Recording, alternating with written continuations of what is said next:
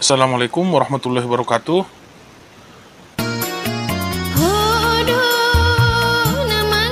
Masih bersama channel Ozi Lubis. Kali ini kita akan membahas reruntuhan Candi Siwa yang ada di Kelurahan Simangambat.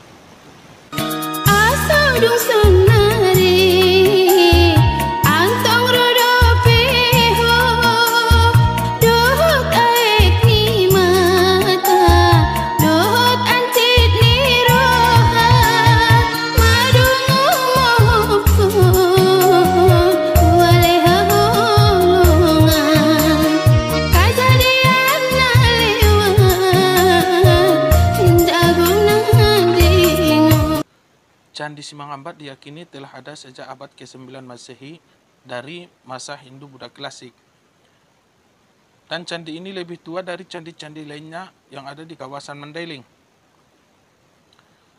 Misalnya Candi Bahal atau Candi Portibi yang selama ini lebih populer di wilayah bekas Kabupaten Tapanuli bagian selatan.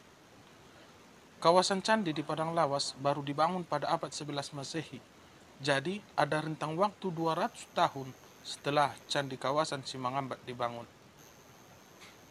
Candi Siwa di Simangambat menguatkan deskripsi tentang kawasan kebudayaan Mandailing yang tertera dalam Kitab Negara Kertagama yang ditulis MPU Prapanca tahun 1365 Masehi.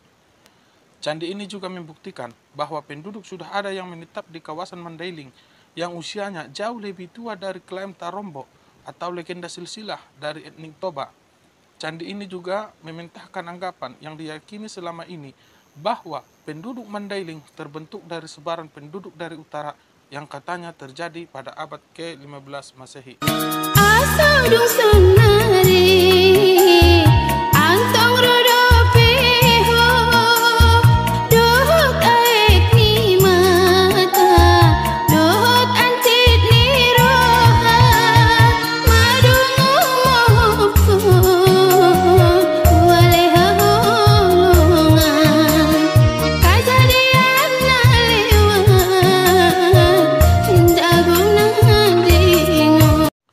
Berdasarkan penelitian Ari Sudewo dari Balai Arkeologi beberapa tahun lalu, Candi Simangambat memiliki konstruksi yang sama dengan Candi Sewu yang ada di Jawa Tengah. Candi Sewu sendiri dibangun pada abad 8 Masehi. Adanya kesamaan konstruksi itu menimbulkan asumsi berpikir bahwa kebudayaan penduduk di sekitar Candi Sewu setara dengan kebudayaan penduduk di kawasan Mandailing pada abad yang sama. Dengan begitu, abad ke-8 Masehi, Mandailing sudah memiliki peradaban yang lebih tinggi.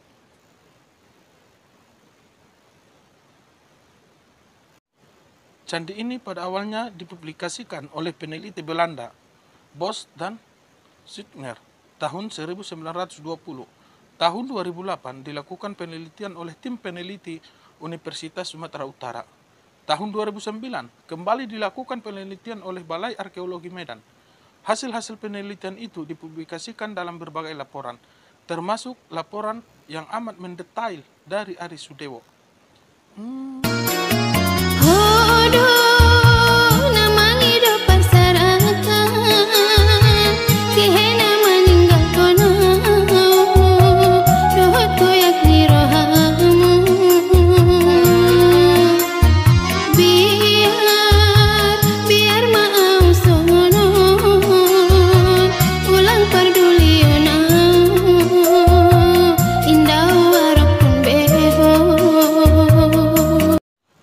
Struktur Candi Simangambat masih ditemukan dengan jelas dari susunan batu bata merah di bagian dalam dan batu pasir di bagian luar.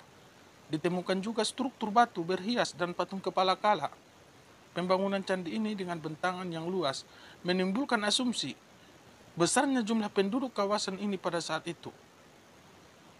Selain itu, candi dengan ornamen yang khas menunjukkan tingginya ilmu arsitektur masyarakat sekitar. Semua asumsi itu tentu saja memerlukan kajian arkeologi dan etnografi yang mendalam, terutama peran pemerintah daerah dan lembaga pelestarian kebudayaan Mandailing. Sekurang-kurangnya dengan sebuah studi yang mendalam plus pelestarian akan mampu menjelaskan secara komprehensif tentang manusia Mandailing di masa lalu. Itu yang menjadi kita hari ini, bukan macam sekarang. semua serba mengambang. Seolah-olah kita yang sekarang ada begitu saja tanpa sejarah yang lengkap. Lebih buruk lagi, kita menganggap bahwa pelestarian budaya itu yang sampai pada tahap menuliskan nilai-nilai adat dan budaya saja, yang implementasinya hanya sebatas pemberian marga, gelar kehormatan, dan prosesi adat lainnya. Tanggung jawab kita hari ini adalah bagaimana mewariskan sejarah dan kebudayaan itu kepada generasi setelah kita, selagi semuanya masih membekas. Sejarah adalah suatu perjanjian di antara orang yang sudah meninggal, mereka yang masih hidup, dan mereka yang belum dilahirkan. Ulang, ulang.